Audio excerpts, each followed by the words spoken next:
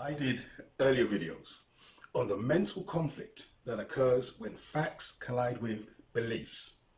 I understand the mental process that occurs when truth clashes with belief. But I have no mental conflict because I don't believe anything. There was this guy who asked me if I believed in God. And I said to him, I don't believe in anything. So he says, oh, so you believe in dinosaurs? I said, no, I don't believe in dinosaurs. They are either real or they were not. If there is any real evidence that they existed, then I don't have to believe in them. So you see, you don't have to believe in anything. It's either real or it isn't. Either something is real, it exists, it is true, it is valid, or it is unreal. If it is unreal, it means it is fake, false, fictitious, or illusory. Truth is just truth. The opposite of truth is an untruth. And an untruth is a lie. It's a delusion, it's a fantasy, it's a fabrication. An untruth is a myth. Talking of myths, the Greek goddess of illusion was called Media. Media was an enchantress, a sorceress who manipulated situations to her advantage. So the goddess of illusion is Media. Plato said, knowledge is true opinion. Knowledge is true opinion. And what that means is, knowledge is a mental faculty, a mental power that allows one to understand reality, to understand what is real.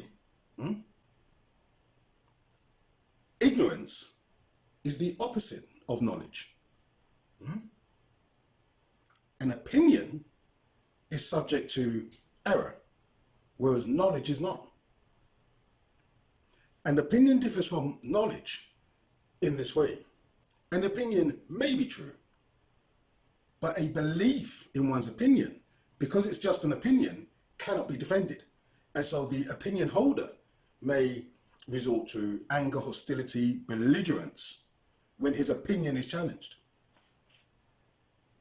But knowledge differs from mere opinion in that knowledge can be defended by a rational explanation of why that opinion is true. So knowledge is true opinion accompanied by facts, not beliefs, accompanied by facts. Now, you cannot justify an opinion unless you start from a position that is known to be true. So if the start position is false, any opinion that flows from it must also be false. See what I mean? If your opinion is based on a belief, and that belief is unsupported by any facts, any evidence, or any truth, it means that anything that flows from the belief cannot be valid in and of itself, because the starting point is from something which is an illusion or a fantasy. So there are only two conditions for knowledge.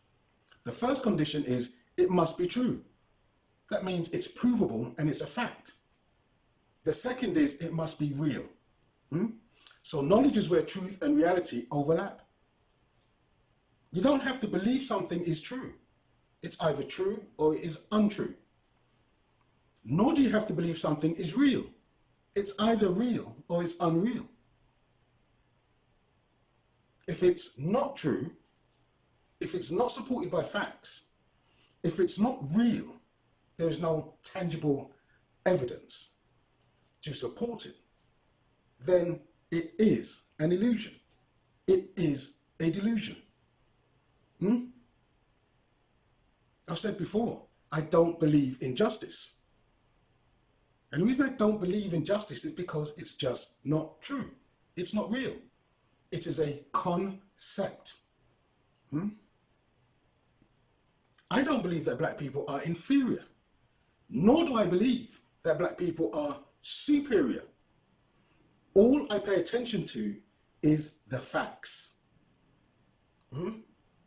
That's all I pay attention to is facts.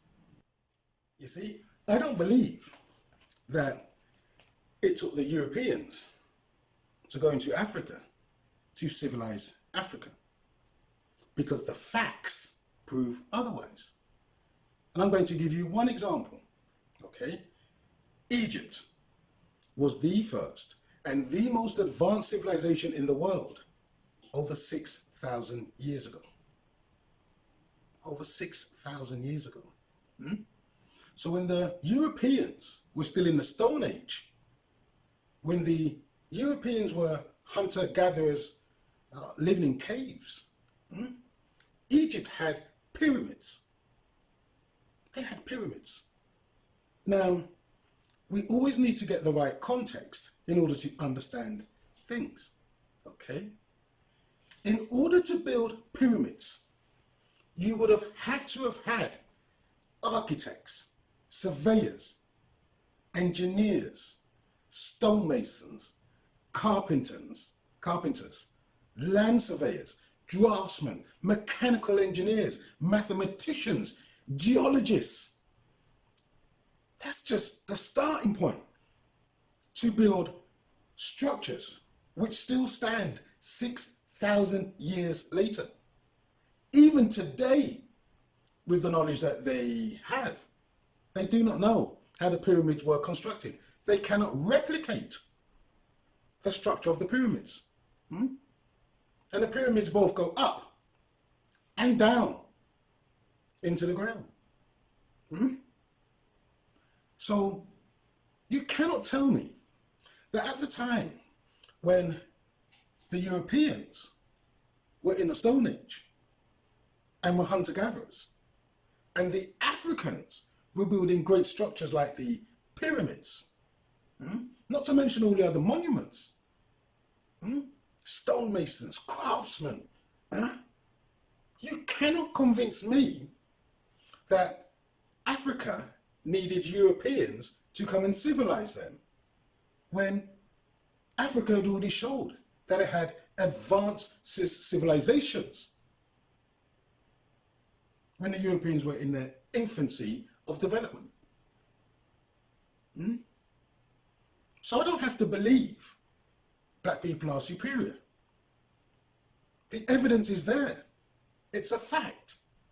I don't have to believe it.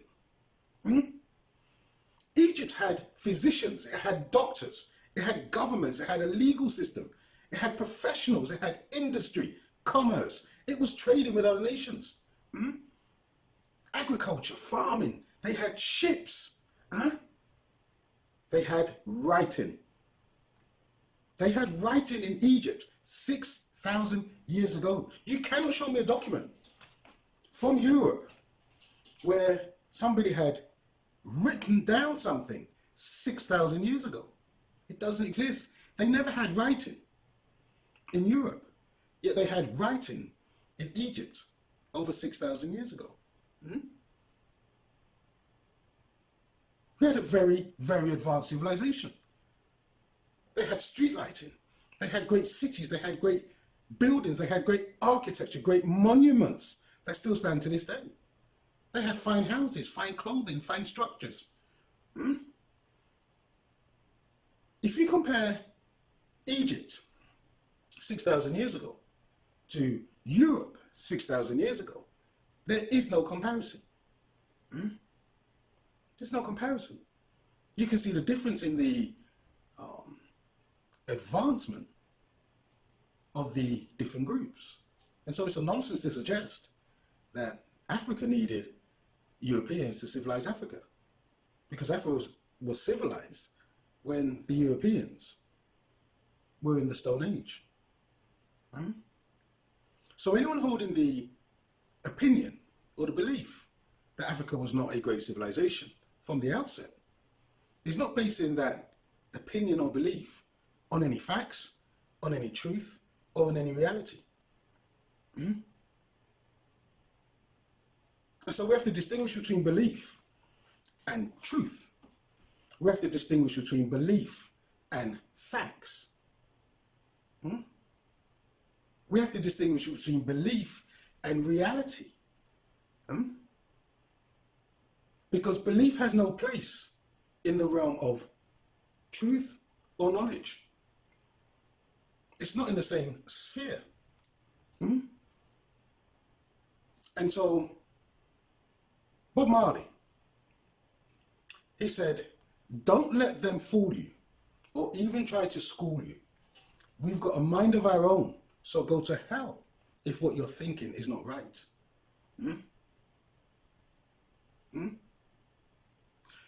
I don't know if people are aware of Goebbels. He was a propagandist for the Nazis, yeah, during the Second World War. So they created this propaganda in order to create this hostility against a particular group. And they understood the power of propaganda, and they understood the power of propaganda through the media. Okay, so he has said things which enables you to understand how the media is used to perpetuate propaganda. Propaganda isn't truth. Propaganda is just lies, which taps into people's emotions, their emotional body, and it completely sidesteps reason and rationality. Yeah. So I'm going to give you a couple of Goebbels quotes. He said, "It would not be impossible to prove with sufficient repetition and a psychological understanding of the people concerned that a square is in fact a circle. They are mere words, and words can be molded until they clothe ideas and they disguise." That's Goebbels talking about propaganda. He also said this: "One should not as a rule reveal one's secrets, since one does not know if and when one may need them again. The essential English leadership secret does not pretend on particular intelligence. Rather, it depends on a reasonably stupid thick-headedness. The English follow the principle that when one lies, one should lie big and stick to it. They keep up their lies, even at the risk of looking ridiculous." So said Goebbels in the 1930s. This was his observation. And he was the master of propaganda. Yeah? So all we have to do is to get our minds right. That's all we have to do. All we have to do is distinguish knowledge and truth. We have to distinguish what is real and what is unreal. And we need to let go of the illusions. We need to let go of the things that don't serve us. And when we can do that, then we can be what it is we are supposed to be. Thank you for listening. Please share, please subscribe. More videos coming soon.